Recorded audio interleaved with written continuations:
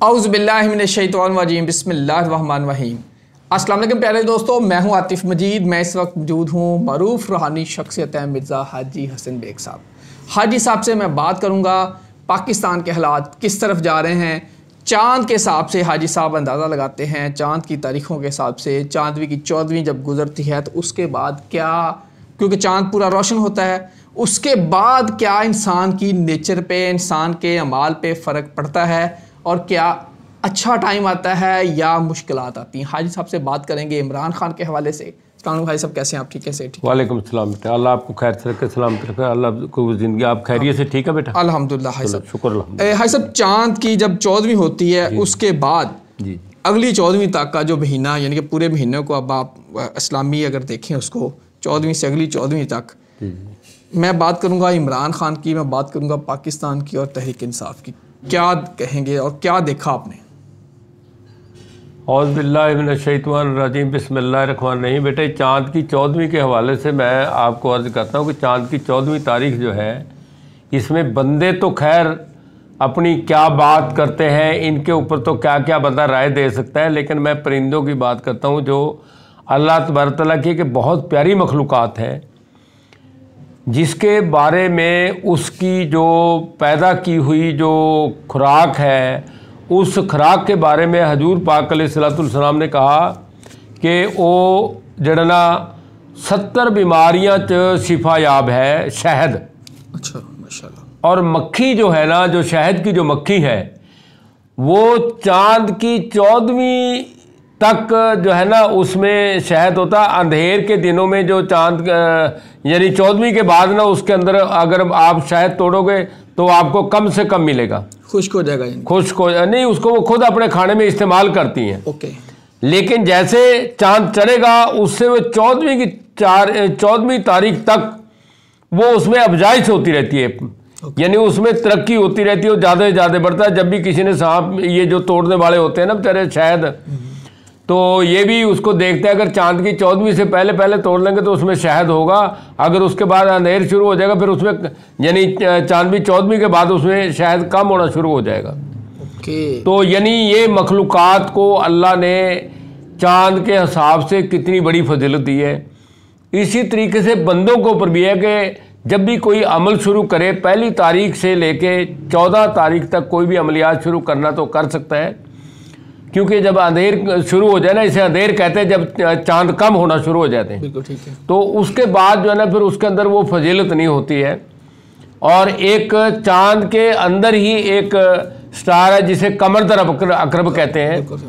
कमरदर अकरब के अंदर भी आपको कोई भी नई चीज़ या कोई नया अमलियात या नई कोई काम नहीं शुरू करना चाहिए। बिल्कुल सही। वो ज़रा बंदे के, हर बंदे के लिए, क्योंकि जैसे पढ़ाई तो हर बंदे के लिए अलग अलग है, लेकिन वो हर बंदे के लिए 22 से नुकसान होता है अगर कमरदर अकरब के दौरान कोई ना कोई ऐसी चीज़ शुरू की जाए, यानी और तो और सफ़र भी उसके अंदर आपको परेशान कर सकता है।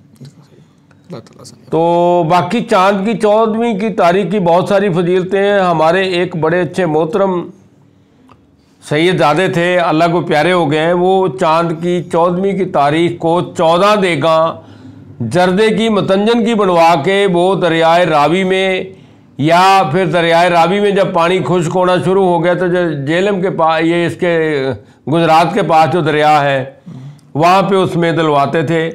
और उसकी उन्होंने इतना अरूज दिया है कि वो एक छोटे से काम से शुरू हुए और अब पूरे पाकिस्तान के एयरपोर्टों के कारोबार जो है ना उनके बच्चों के पास हैं, और वो जो है ना बड़े अरूज पे हैं। और वैसे भी उनके यहाँ शादी हाल भी माशाल्लाह लाहौर के अंदर एयरपोर्ट के पास इतने बड़े मतलब हाल है। मैं पीछे 2 साल पहले किसी शादी में गया था, तो मैं कहता हूँ यानी अल्लाह ने उनको इतनी बड़ी तरक्की दी है चाँद की 14वीं के हिसाब से। लेकिन जी ये रिज्क में इजाफे के लिए, रिज्क में इजाफे के लिए और हर गर्दिश को टालने के लिए, हर गर्दिश को किसी पे मुश्किलात आए, हाँ, तो आप अच्छा हाई साहब पानी के अंदर डेगे डालते थे तो उससे तो ज़ाया नहीं होता, या मछलियों को, या जो आप मछलियाँ परिंदे बाग जो कुछ भी है बेटा, ख्वाज खिदर जिंदा पीर दस्तगीर की अपनी हाजिरी जो है ना वो है। फिर वो चाहे मच्छियां नू खावे, चाहे भावें डडुआ नू खावे, भावें कछुआ नू खावे, वो उसका काम है ख्वाज खिदर जिंदा पीर दस्तगीर का।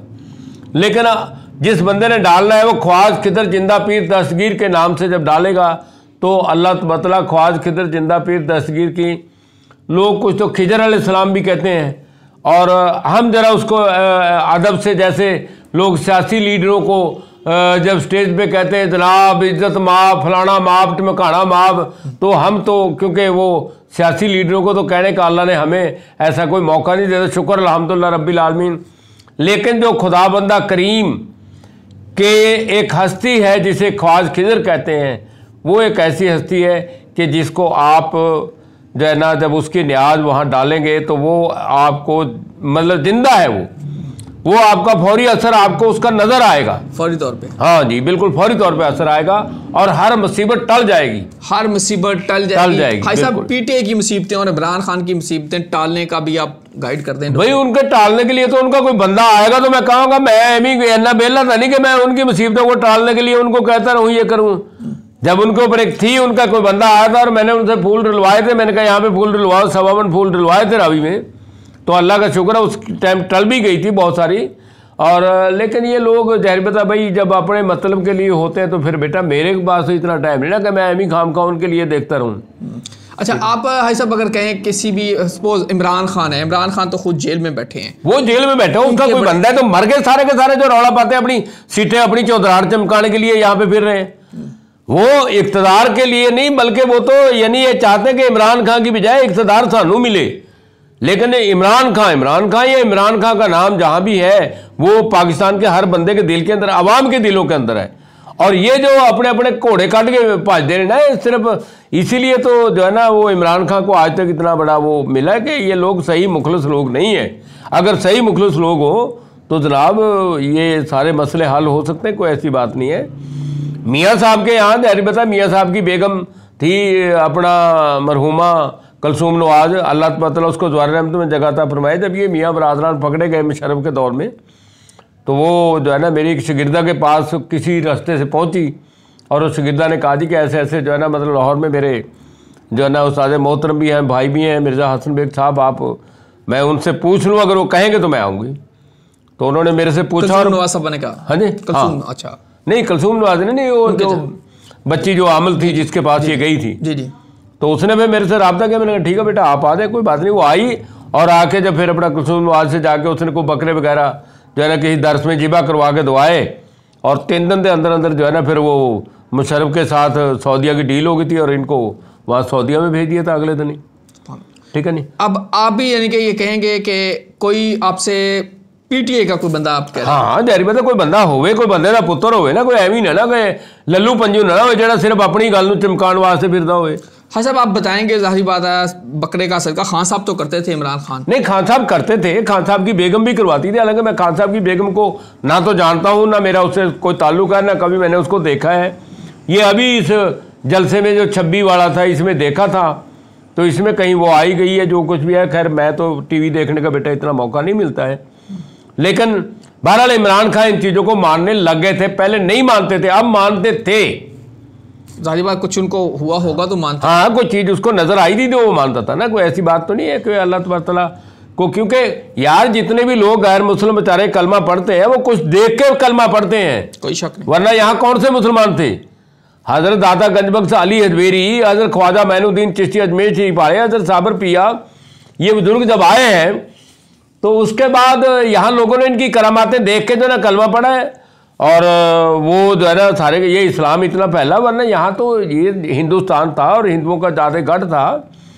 तो बहरहाल वो लोग देखते हैं तो फिर बेटा इस्लाम कबूल कर लेते हैं और इधर आ जाते हैं। कोई बात इसी तरीके से हमारे जो मुसलमान हैं, ये अल्लाह का शुक्र है मुसलमान तो हैं, लेकिन मुसलमानों वाला काम कोई नहीं है। जब मुसलमानों वाला काम करे तो फिर जनाब क्या बात है, हम मानते हैं इस चीज़ को। अभी पता चला कि आजकल हिंदुस्तान के अंदर कोई दरगाहों के बारे में जो है ना वो वहाँ का जो वो दहशतगर्द ग्रुप है वो कहता है कि यहाँ पे जनाब हमारा पहले मंदिर था और ये था और वो था, बड़ा स्टंट उन्होंने खड़ा किया हुआ। लेकिन बाबरी मस्जिद का भी, लेकिन अगर वहाँ कहीं जाए, बाबरी मस्जिद का तो खैर तो उन्होंने कर दिया ना, लेकिन आगे जो कुछ करेंगे आगे उनके सामने आएगा, अभी भी उसके बाद भी आएगा और अभी आ भी रहा है। बिल्कुल जी सामने आएगा और हक और सच हमेशा सामने, बिल्कुल हमेशा सामने है। ये बेटा जी जो बुजुर्गों के पास अल्लाह तबारक तआला ने कोई कुछ उनको इल्म दिया है तो उसके इल्म का तो बेटा जी जलता हुआ चिराग सारी जिंदगी नजर आने वाला, लेकिन जिसकी आंखें हो उसको नजर आता है। नाबीना लोगों को क्या नजर आएगा? नाबीना लोगों को तो अपना घर भी नजर नहीं आता है। ऐसा पैगाम क्या है? पैगाम तो बेटा यही है कि अल्लाह तबारक तआला, ये चाहे वो पीटीआई के हो, चाहे नून लीग के हो, चाहे जीम लीग के हो, चाहे काफ लीग के हो, चाहे पी लीग के हो, पीपल पार्टी के, तो अल्लाह तबारक तआला इन सबको हदायत दे। अल्लाह तबारक तआला इन सब के ऊपर रहम करे, करम करे कि इनके दिल के अंदर पाकिस्तान की मोहब्बत को जगा दे अल्लाह तबारक तआला। और अल्लाह तबारक तआला इनको पाकिस्तान को, जो भी पाकिस्तान का ज़ाहिरी और बातिनी दुश्मन है, चाहे वो कोई भी, अल्लाह उनको तबाह और बर्बाद करे। और जो पाकिस्तान के बारे में, चाहे वो किसी पार्टी से ताल्लुक़ रखता हो, जो मोहब्बत रखता हो, अल्लाह तबारक तआला उनकी हिफाजत करे, उनके ऊपर रहम करे, करम करे। और जो पाकिस्तान से किसी तरह का बुग़्ज़, चाहे वो पाकिस्तान के अंदर है, चाहे पाकिस्तान के बाहर के लोग हैं, अल्लाह उनको तबाह और बर्बाद कर दे, अल्लाह उनको निस्तो नबूद कर दे। अल्लाह ताला खैर रखे। अल्लाह ताला आप सबका हमें नासिर हो। आतिफ मजीद और मिर्ज़ा हाजी हसन बेग साहब को दीजिए इजाज़त। अल्लाह हाफ़िज़। पाकिस्तान जिंदाबाद, जिंदाबाद, पाइंदाबाद, जिंदाबाद, पाइंदाबाद, पाइंदाबाद। इंशाअल्लाह अल्लाह आपको खैर करे, अल्लाह सलामत करे, अल्लाह इस मुल्क की खैर करे, अल्लाह इस मुल्क के दुश्मनों को तबाह बर्बाद करे। अल्लाहुम्मा सल्लि अला मुहम्मद व अला आलिहि व सहाबिही इन्नका हमीदुम मजीद।